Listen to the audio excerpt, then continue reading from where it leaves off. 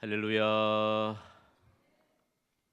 온 인류의 구주로 탄생하신 예수님의 은혜가 우리 모두에게 충만하기를 주님의 이름으로 축복합니다.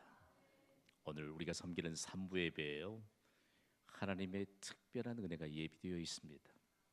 말씀을 우리가 받을 때 하나님의 은혜를 비로소 경험하게 됩니다. 한반도에 선교사가 입국하게 되면서 예수 그리스도의 복음이 전해졌습니다. 복음이 전해진 결과 한 사람만 그 복음을 받으면 그 결과로 교회가 세워집니다. 교회가 세워지면 예수 그리스도의 탄생을 축하하고 기념하는 크리스마스 문화가 형성이 됩니다. 이 한반도에는요, 급속도로 크리스마스 문화가 형성되기 시작했습니다. 그리고 크리스마스의 본질이 얼마만큼 모범으로 세워졌는지 모릅니다. 그런데 30년 혹은 40년을 훌쩍 뛰어넘을 때 크리스마스의 본질을 잃어가기 시작합니다. 그러면서 크리스마스의 본질을 잃어버린 크리스마스의 새로운 풍속도가 등장하게 됩니다. 급기야 1933년에 신여성이라고 하는 잡지에는 이런 제목의 기사가 실렸습니다. 크리스마스 프레젠트. 제가 가로 열고 영어로 표기한 것은 제가 표기한 거예요. 만약에 오늘처럼 영어를 잘 이해했다면 아마도 크리스마스 프레젠트라는 이 한글 음력으로 실었을 것입니다. 주제가 무엇인가 하고 들춰봤더니 각 쇼핑센터에서 가격대에 맞춘 선물을 준비하고 그 선물을 그냥 다양하게 구입할 수 있다라고 하는 그 내용을 크리스마스 선물이라고 하는 이 기사로 실은 것입니다. 생각해 보세요. 크리스마스의 의미가 도대체 무엇일까? 그런데 이 한국의 기독교의 역사에 보면 이미 이와 같은 경황, 상업적인 기반으로 기울어가고 있는 이 시대를 향해서 깨어있던 그리스도인들이 있었습니다. 1926년도에 이미 깨어있는 믿음으로 시대를 조명했던 전영택이라고 하는 그리스도인은 당시의 동광지에 이런 기사의 내용을 실었습니다. 제목이 참 재밌잖아요. 메리 크리스마스 그리고 노 크리스마스예요. 사람들이 즐거운 크리스마스를 외치지만 사실상 크리스마스가 아니라는 것입니다. 무슨 내용일까요? 기사의 내용이 참 우리의 가슴에 새겨질 만한 감동 깊은 내용입니다. 기사의 내용을 보십시오. 크리스마스라는 것을 한갓 놀고 먹는 명절로 생각하여 먹고 마시고 음탕하게 놀기로 일삼는 사람들이 있습니다. 그리고 조선에서도 차차 크리스마스에 폐해가 생겨나기를 비롯합니다. 매우 조심하여야 될 줄 압니다. 여러분, 이 시대의 정황들을 여러분 이해하시겠습니까? 오늘날 크리스마스는 도대체 우리에게 어떻게 해석되고 있을까요? 만일 구원받은 우리에게 크리스마스는 어떤 날입니까? 라고 물은다면 그야 구세주로 탄생하신 예수님께 가서 경배드리는 날이지요, 예배드리는 날이라고 분명하게 대답할 수 있을 것입니다. 그러나 현 시대를 살아가는 우리 모두가 통틀어서 크리스마스를 한번 결산해 보면 여전히 상업주의에 관한 결과물들이 많다는 것입니다. 크리스마스의 특수를 누리는 이와 같은 현 시대를 누가 부인할 수 있겠습니까? 오늘 우리는 이 예배를 통해서 크리스마스 선물, 도대체 크리스마스 선물은 어디로부터 비롯되었는가를 함께 되새겨보는 것이 중요합니다. 크리스마스 선물은요, 성경에 기록하고 있습니다. 오늘 우리에게 있어서 매번마다 크리스마스 성탄절을 맞이하지만 성경적인 크리스마스를 우리가 이해하지 못한다면 여전히 우리에겐 크리스마스의 본질을 벗어나는 삶을 살아가고 말 것입니다. 해마다 성탄절을 맞이하면서 우리는 그 본질의 의미를 세상에 드러내야 합니다. 교회와 그리고 성도들이 가진 사명이기도 합니다. 그렇다면 우리가 본질을 드러내야 할 성경적인 크리스마스 선물은 도대체 무엇일까요? 오늘 본문인 마태복음 2장 1절에는 매우 성경적인 크리스마스 선물을 우리에게 소개하고 있습니다. 그런데 그 당시에 정황들을 우리에게 보여주면서 그 시대를 진단하고 오늘 이 시대를 진단하게 합니다. 당시의 정황들을 한번 볼까요? 오늘 본문의 마태복음 2장 1절입니다. 우리 힘있게 읽겠습니다. 시작. 헤로드 왕 때 예수께서 유대 베들레헴에서 나시매 동방으로부터 박사들이 예루살렘에 이르러 말하되 아멘. 당시에 로마 제국이 유대인들이 살던 유대 나라를 지배하고 있었습니다. 더 방대한 나라들과 그리고 국가들을 로마가 식민지로 삼고 통치하던 시대라는 것입니다. 그런데 특별히 예루살렘을 중심으로 그리고 유대인들이 살고 있는 유대 지역의 분봉 왕으로 로마의 황제인 시저가 헤롯이라고 하는 에돔 사람을 임명했습니다. 여러분, 에돔 출신인 헤롯은 하나님을 알지 못하는 사람입니다. 그럼에도 불구하고 그가 통치했던 유대 지역에 살고 있는 유대인들은 하나님을 향해 늘 경배하는 사람들이었습니다. 예배하는 사람들이지요. 그들에게는 하나님의 성전이 필요했습니다. 무엇 때문에요? 하나님께 예배를 드리기 위해서입니다. 그런데 하나님을 알지도 못하고 하나님께 예배하지도 않는 그 이방인이 유대인들의 환심을 사기 위해서 헤롯 대성전을 지었습니다. 그리고 가난한 사람들을 향해 세금을 감면해 주었습니다. 여러분 보시기에 어때요? 좋은 사람인 것 같아요? 그럴지라도 그는 매우 간교한 사람입니다. 그럴지라도 그는 매우 악한 사람입니다. 잘 들으셔야 해요. 우리에게 만약에 하나님을 향한 예배가 없다면, 만왕의 왕이신 예수 그리스도의 통치를 받지 않는다면 우리에게 하나님이 아무리 많은 복을 부어 주셔도 그 일의 결과는 간교하고 악한 일에 사용될 뿐이라는 것을 경고하고 있는 내용입니다. 헤롯 왕이 누구인가에 대해서 우리가 함께 살펴보고 있잖아요. 그런데 동방으로부터 온 박사들이 유대인의 왕이 출생한 곳이 어디냐라고 말하면서 유대 나라의 중심지인 예루살렘에 와서 헤롯 왕이 기거하고 있는 곳에서 이런 말을 하기 시작합니다. 그랬더니 그는 위기 의식에 사로잡힙니다. 아니, 유대의 왕은 헤롯인 나인데 유대인의 왕이 어디에 출생했단 말인가? 극도의 불안감을 감추지 못하면서 박사들에게 자세히 묻습니다. 그러면서 그럴듯한 이런 명분을 내세웁니다. 나도 가서 그에게 경배하게 하라. 대단히 중요해요. 이들이 예수님께 가서 경배하겠다고 하는 말도 다 들었습니다. 그런데 한 번도 하나님을 향해 예배하지 않았던 사람이 그럴듯한 명분, 자신에게 간교하고 악한 마음을 감추지 못하고 그대로 드러내는 것을 보게 됩니다. 그런데 이처럼 자신의 간교하고 악한 마음을 드러내고 있는 동방에서 온 박사들은 도대체 누구일까요? 오늘 우리에게 주신 마태복음 2장은요, 성경 전체를 해석할 수 있는 중요한 열쇠가 됩니다. 만약에 동방에서 온 박사들을 우리가 이해하지 못한다면 성경 해석에 대단히 어려움이 많습니다. 동방에서 온 박사들, 동방은 어디일까요? 페르시아를 말합니다. 그리고 현재는 이라크와 이란의 국경 지대를 말합니다. 더 분명히 얘기하면 중동 지역의 이슬람 국가들을 말합니다. 그런데 이들이 하나님으로부터 놀라운 감동을 받고 난 이후에 그들이 그 먼 길을 찾아 예루살렘까지 지금 현재 와 있습니다. 그런데 이들을 박사라고 칭합니다.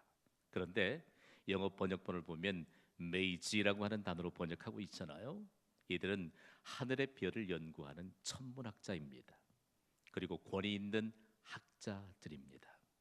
우리가 생각할 때 성경을 조금 엉뚱하게 해석할 수도 있습니다만 매우 객관적이고 그리고 보편 타당성을 가지고 당시의 세계적인 권위를 가진 그들의 바로 박사라고 칭하고 있는데, 그야말로 그들이 하늘의 별을 연구하다가 어느 날 수많은 별들이 하늘에 있잖아요.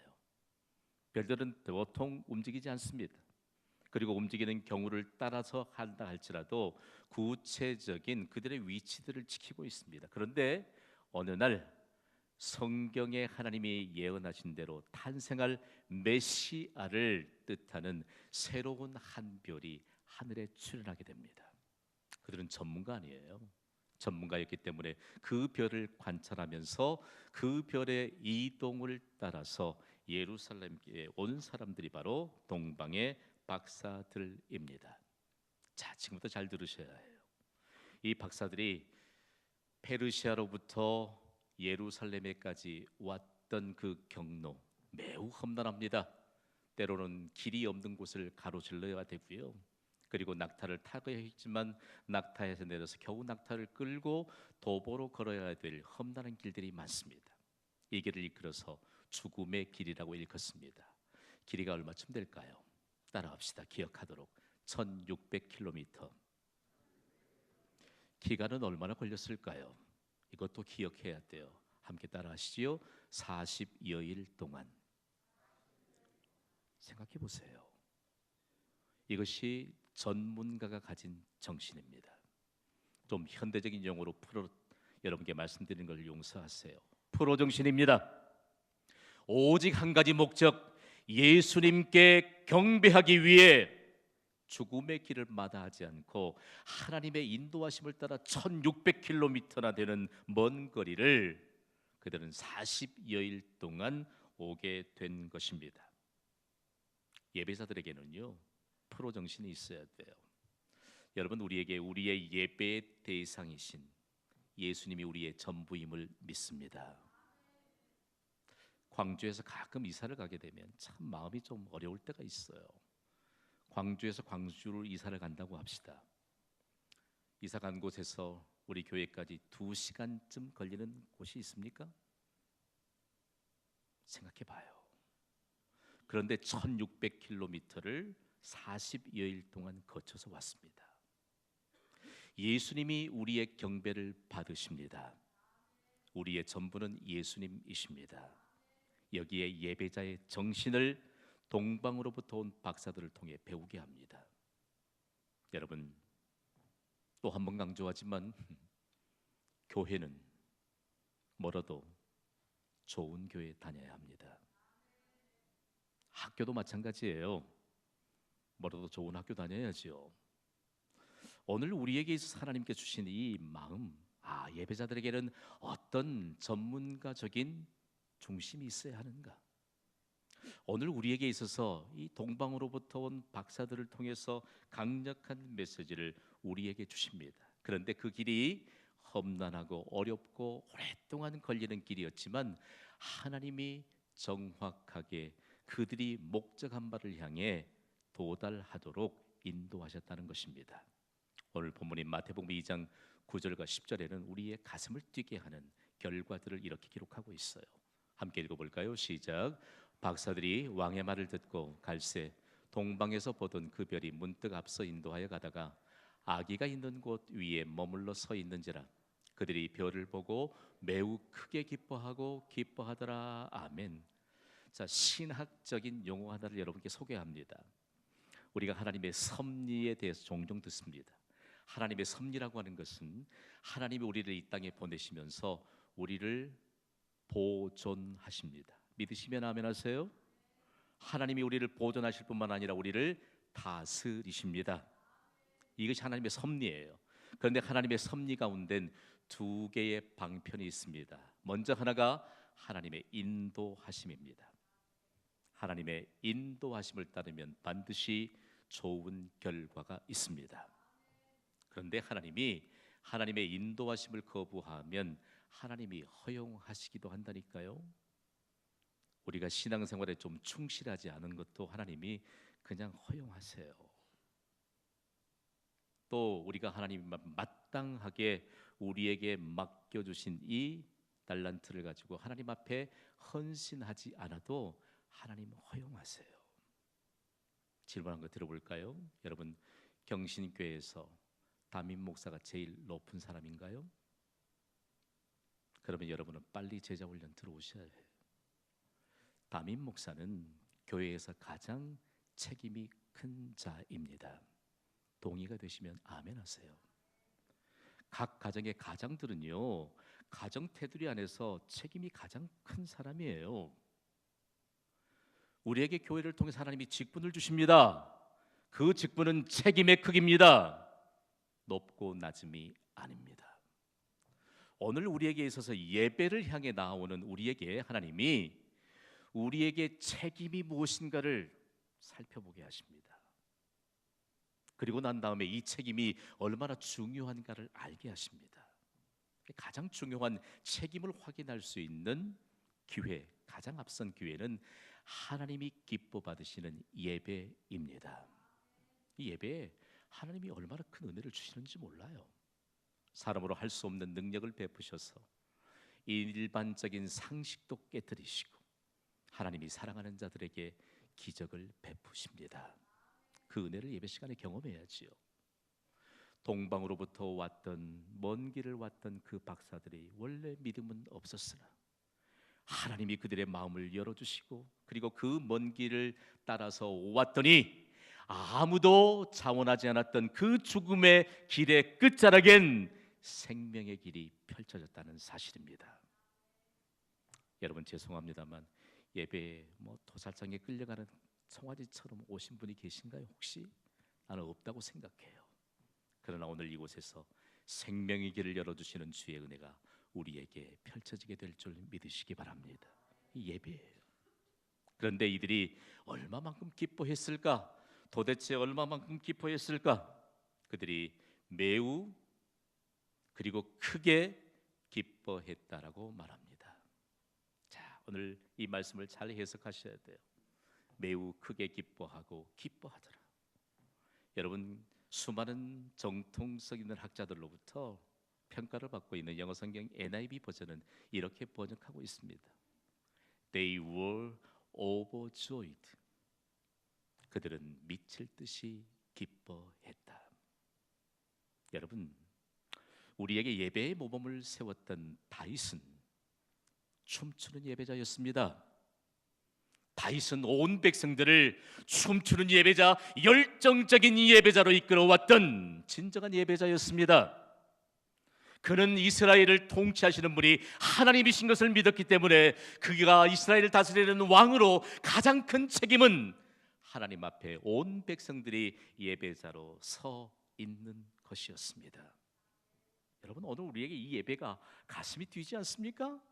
이 예배가 적어도 춤추는 예배자, 열정적인 예배자로 우리를 전환시켜 주시는 하나님의 은혜가 예비된 줄 여러분 믿지 않습니까? 오늘 이곳에서 우리는 미칠 듯이 기뻐했던 이 박사들의 실제, 그 중심의 실제가 무엇인가를 오늘 우리는 함께 살펴보아야 합니다. 그들에게 이런 큰 기쁨이 임했던 것은 메시아로 탄생하신 예수님께 드릴 선물이 있었습니다. 그들이 준비한 선물은 도대체 무엇이었을까요? 마태복음 2장 11절 전반부를 우리 스크린을 통해서 함께 읽습니다. 시작. 집에 들어가 아기와 그의 어머니 마리아가 함께 있는 것을 보고 엎드려 아기께 경배하고. 아멘. 하나님을 향해 사용하기 위해 만들어진 단어 하나 있습니다. 그것이 바로 경배입니다. 첫 번째 크리스마스 선물은요, 처음으로 크리스마스에 예수님께 드렸던 선물은 아기께 경배한 것이었습니다. 거기엔 부모도 있었습니다. 그러나 그들은 결단코 어른인 부모에게 경배하지 않고 메시아로 탄생하신 예수님을 향해 경배했다고 말합니다. 경배, 얼마나 귀한 단어인지 모릅니다. 예배를 뜻하는 것이죠. 우리에게 있는 최상의 가치를 예수님께 드리는 것이 바로 경배요, 그리고 예배입니다. 그래서 우리에게 최상의 은혜를 예배 시간에 베푸십니다. 예배에는 준비가 필요해요. 하나님은 겸손한 자에게 은혜를 주시는 줄 믿습니다. 좀 더 명확하게 해석할까요? 하나님은 순전한 마음의 소유자에게 은혜를 베푸시는 줄 믿습니다. 걱정하는 마음은 그 순전한 마음 아니에요. 성경을 연구하고 또 연구하면 걱정하지 말라, 염려하지 말라, 너희가 근심하지 말라 라고 말씀하세요. 하나님이 우리의 모든 문제의 해결자이신 것을 예배를 통해서 나타내 주시기 때문입니다. 순전한 마음, 겸손한 마음에 하나님이 약속하신 은혜를 부어 주십니다. 이 바로 예배예요. 그런데 그들이 가장 먼저 드렸던 크리스마스 선물은 예배입니다. 다만 크리스마스 시즌이 되면 마음이 좀 불편한 구석이 있어요. 로마 가톨릭이나 한국어로 번역하면 천주교나 그리스정 교회는 마리아의 품 안에 있는 아기 예수를 의도적으로 강조합니다. 무엇 때문에요? 그들이 갖고 있는 마리아 숭배 사상을 더 많이 크리스마스 시즌에 어필하기 위해서입니다. 아닙니다. 중요한 내용 하나를 우리가 생각해야 돼요. 아기께 경배했다. 그분은 마리아의 품 안에 있는 아기가 아닙니다.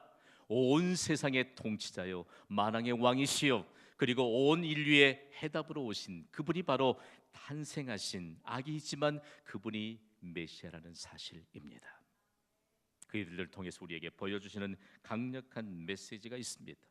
그들이 아기께 경배했다. 얼마나 귀중한 하나님의 은혜를 우리에게 놓치지 않게 하는지 모릅니다.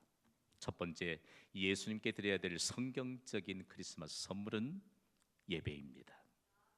크리스마스의 의미에 대해서 지난 주일에 함께 설명드렸잖아요. 크리스마스는 예수 그리스도를 위한 예배가 바로 크리스마스예요. 그런데 오늘 우리에게 있어서 첫 번째 선물이 바로 예배일진데 두 번째 선물은 과연 이 박사들이 무엇을 준비했을까요? 마태복음 2장 11절의 후반부를 스크린을 통해서 함께 읽습니다. 시작. 보배합을 열어 황금과 유향과 몰약을 예물로 드리니라. 아멘. 우리나라 분들은 참 소유의 개념이 강해요. 그러니까 보배합을 마치 보석함으로 해석해요. 금치장도 하고 뭐 자물쇠도 하나 튼튼한 것 걸어놓고, 이거 아니에요. 보배합은 마음의 보관소입니다. 예수님이 제자들에게 충격적인 말씀을 던지시잖아요. 보물이 있는 곳에 너희의 마음도 있느니라. 여러분, 우리가 예수님께 드릴 예배는 보물보다 더 귀한 줄 믿습니다. 그러면서 우리의 마음의 보관소인 이 보배합을 열었을 때 그 안에 도대체 무엇이 들어있는가를 오늘 박사들을 통해서 우리에게 가르쳐 주고 있습니다. 세 가지 예물이 들어있었습니다. 세 가지 예물은 놀랍게도 세계 공용 화폐였습니다. 첫 번째 황금은 무엇입니까? 당대 최고의 가치죠. 최고의 가치인 금은 왕을 상징합니다. 그리고 다음으로 유향은 값비싼 향료입니다. 백성들의 죄를 하나님 앞에 가지고 나가 해결했던 제사장을 상징합니다. 마지막으로 몰약은요, 방부제와 마취로 사용된 귀중품입니다. 이 귀중품은 하나님의 나라 천국 복음을 전파했던 선지자를 상징하는 것입니다. 예수님을 그냥 우리는 예수 그리스도라고 말합니다. 그렇지요? 예수는 하나님의 아들의 이름이에요. 그 이름 자체가 구원자라는 뜻입니다. 그러므로 누구를 믿어야 구원받지요? 예수님을 믿어야 구원받지요. 그런데 왜 예수 그리스도 뒤에 그리스도를 붙일까요? 그리스도가 바로 메시아라는 뜻입니다. 이 온 인류를 구원할 메시아에게 주신 직분이 바로 그리스도인데, 예수님은 그리스도의 직분을 가지고 오셨는데 세 가지의 직분을 가져오셨어요. 왕의 직분, 그 다음에 제사장의 직분, 선지자의 직분을 가져오셨습니다. 그런데 왕도 보통 왕이 아닌 모든 왕들을 총괄하는 만왕의 왕입니다. 그래서 예수님이 탄생하실 때 이들이 준비했던 예물이 바로 예수님이 메시아인 것을 상징하고 있지만 대단히 중요한 것 일깨워줍니다. 여러분이 저를 부를 때 김판석 목사라고 하잖아요. 김판석은 제 이름입니다. 목사는 무엇이지요? 하나님이 제게 주신 직분이지요. 예수 그리스도, 우리는 예수 그리스도를 믿는 믿음으로 우리의 인생을 가장 영화로운 인생으로 삽니다. 기뻐하고 또 기뻐했는데 이것을 다 표현하지 못해서 매우 크게 기뻐하고 기뻐했다. 미칠 듯이 뛰면서 기뻐했다. 오늘 우리에게 있어서 이 우리의 경배의 대상인 예수님 앞에 있는 우리의 현재 모습을 그대로 보여줍니다. 그런데 이 예물이 우리와 동떨어진 것이 아니었다는 사실입니다. 그 가운데 하나가 우리가 어느 곳을 가든지 돈이라고 하는 것은 유용합니다. 필요합니다. 그런데 우리나라 돈을 가지고 그대로 가지고 다른 나라 갈 수 없잖아요. 안 받아준다고요. 그러니까 세계 공용 화폐인 여행자 수표를 바꾸든지 아니면 미국 달러를 바꾸든지 해야 합니다. 그러면 가서 세계적으로 다 통용이 되는 것이죠. 그런 것처럼 이 박사들이 40일 동안 먼 길을 올 때도 국경을 넘고 또 국경을 넘었음에도 불구하고 거기까지 도착할 수 있었던 것은 이처럼 귀중한 세계 공용 화폐를 그들이 가지고 있었기 때문입니다. 그리고 더 놀라운 것은요, 예수님이 헤롯 왕의 추격을 피해서 애굽으로 피신하잖아요. 예수님과 가족들이 그때에도 세계 공용 화폐인 황금과 유황과 몰약이 박사들로부터 예수님께 드려졌기 때문에 안전하게 국경을 넘어 피신할 수 있었습니다. 그렇다면 오늘날 우리에게 이 예물은 도대체 어떻게 해석되어야 할까라고 하는 사실인데요, 우리의 마음의 보관소인 보배합엔 무엇이 담겨져 있어야 할까? 첫 번째는 예수님께 경배하기 위해 준비된 마음입니다. 다음으로는 우리의 믿음이 담긴 예물입니다. 하나님이 우리에게 모든 것을 다 맡겨주셨다는 사실을 믿으시면 아멘 하시기 바랍니다. 그것을 믿음의 손길을 통해서 구별하는 것이죠. 그래서 우리가 드리는 모든 예물은, 헌금은 물질을 드리는 것이 아닙니다. 우리의 구별된 믿음을 드리는 것입니다. 그래서 그 구별된 믿음을 예수님이 가치 있게 받으시는 것이지요. 그렇다면 오늘 본문이 박사들이 먼 길을 와서 예수님께 예배드리고 그리고 예수님께 예물만 드리고 갔을까? 천만의 말씀이요. 여기에 예배의 비밀이 담겨 있습니다. 박사들이 받은 하나님의 선물이 오늘 우리의 눈에 빨려 들어오게 되고 일평생 동안 하나님이 우리에게 누릴 축복의 은혜를 주신 것이지요. 마태복음 2장 12절은 이렇게 기록하고 있습니다. 함께 읽습니다. 시작. 그들은 꿈에 헤롯에게로 돌아가지 말라 지시하심을 받아 다른 길로 고국에 돌아가니라. 아멘. 헤롯에게 왔던 길로 갔다가 아기 예수가 베들레헴의 탄생에 있다고 보고하면 틀림없이 그 아기 예수님을 헤롯 왕은 생명을 없앴을 것입니다. 그러나 지금 그들이 들어와 있는 곳은 헤롯 왕의 다스리는 지역인 유대 나라잖아요. 그들이 꼼짝없이 헤롯 왕을 두려워할 수밖에 없는 그런 상황입니다. 그럼에도 불구하고 먼 길을 왔던 박사들은 결코 사람을 두려워하지 않았습니다. 그들은 하나님께서 그들에게 특별한 은총을 베풀어 주셨던 것을 알았기 때문입니다.